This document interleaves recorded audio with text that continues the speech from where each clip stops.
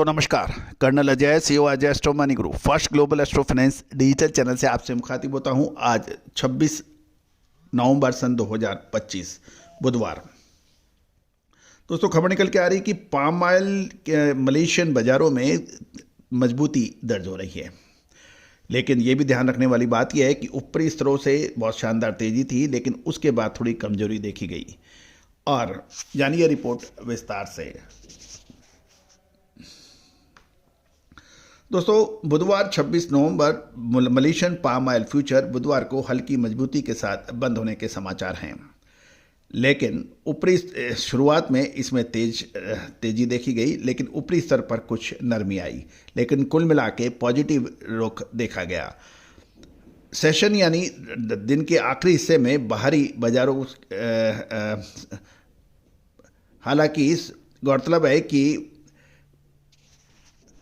Malaysian palm oil में mid day trading में supportive रहने के बावजूद सेशन के आखिरी हिस्से में बाहरी बाजारों की हल्की कमजोरी ने रैली की गति सीमित कर दी।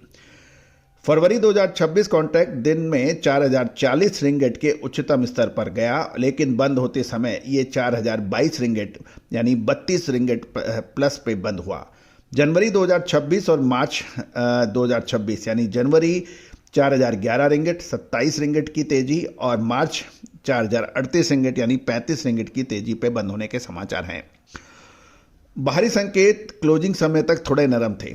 सीबॉट सोया ऑयल जनवरी 2026 जो मिड डे तक 50.97 सेंट प्लस में था, यानी 50.97 सेंट, और यदि बढ़त देखी जाए तो 0.32 सेंट मजबूत ट्रेड कर रहा था। और बीएमडी क्लोजिंग के समय हल्का नरम होकर लगभग 50.82 सेंट, जिसमें 17 सेंट पर प्लस पे कारोबार कर रहा था।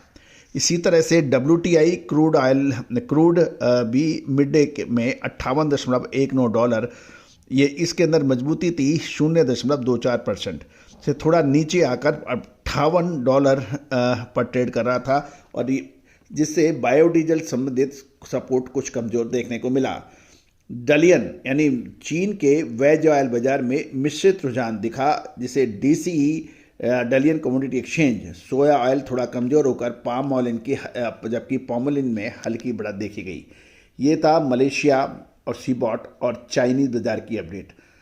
सप्लाई पक्ष पे थोड़ा सा दबाव देखा गया।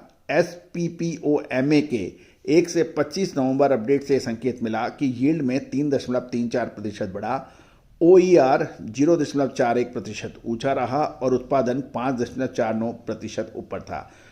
इससे यह पुष्टि हो रही है कि नवंबर का आउटपुट पिछले महीने से अधिक बना हुआ है, भले ही शुरुआती तेजी अब मॉडरेटिंग फेज में प्रवेश कर रही है। ट्रेडर्स के अनुसार मानसून की शुरुआत के बावजूद हार्वेस्टिंग और मिलिंग ऑपरेशन लगभग बिना रुकावट के जारी है, जिससे नज़दीक अवधि में सप्लाई का दबाव बना रह सकता है।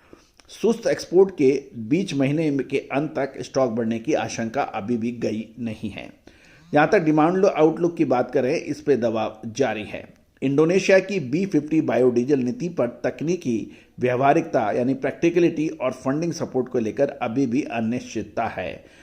साथ ही JP मॉर्गन और गोल्डमैन सैक्स द्वारा कच्चे तेल के लंबे समय तक दबाव में रहने का अनुमान भी बाजार में चिंता प्रकट कर रहा है। ब्रेंट के $30 तक गिरने और WTI के औसतन $53 पर रहने की उम्मीद वेज ऑयल सेक्टर के लिए अतिरिक्त जोखिम पैदा कर सकते हैं, क्योंकि ग्लोबल वेज ऑयल लगभग 30% हिस्सा बायोडीजल में खपत होता है।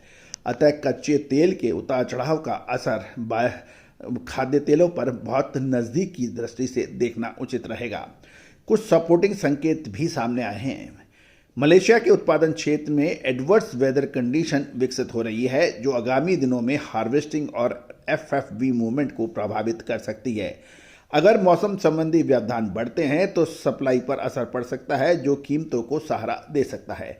पाम सोया ऑयल स्प्रेड भी करीब $147.64 प्रति टन पर पहुंचा है, जिससे लोअर लेवल पर डेस्टिनेशन बाइंग आकर्षित हो सकती हैं। कुल मिलाकर अभी टंग ऑफ वार यानी रस्साकसी बायर्स और सेलर्स के बीच में जारी रहने की संभावना है। पामायल हल्की मजबूती के साथ ऊपरी स्तरों से नीचे बंद हुआ, ये ध्यान देने वाली बात ही है, लेकिन कल के बंद से तेज बंद हुआ, ये भी ध्यान देने वाली बात है। भारी सप्लाई, कमजोर एक्सपोर्ट, भारी बाजारों की नरमी रैली को सीमित रखा हुआ है। गुरुवार की दिशा अब डलियन, क्रूड, सीबॉट, सोया ऑयल के रियल टाइम रुझान पर करेगी निर्भर। दोस्तों, महत्वपूर्ण क्या है खाद्य तेलों में अग्रिम विश्लेषण।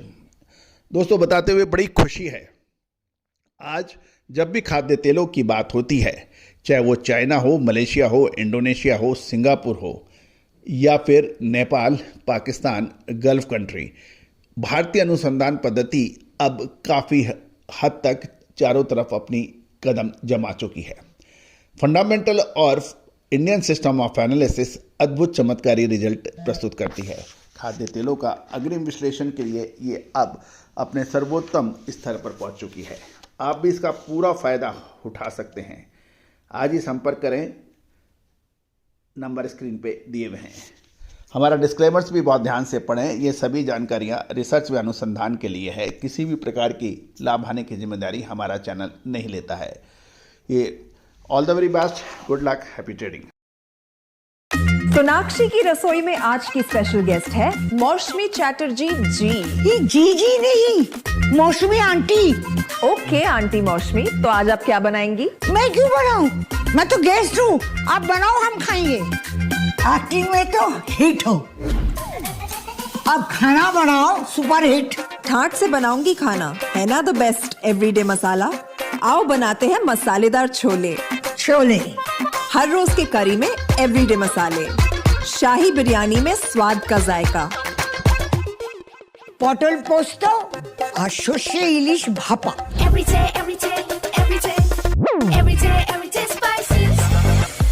साफ मसाले, खुशबू और प्योर झांझ, टेस्ट से भर दे हर जुबान पे स्वाद। एवरीडे मसाले, देश का स्वाद।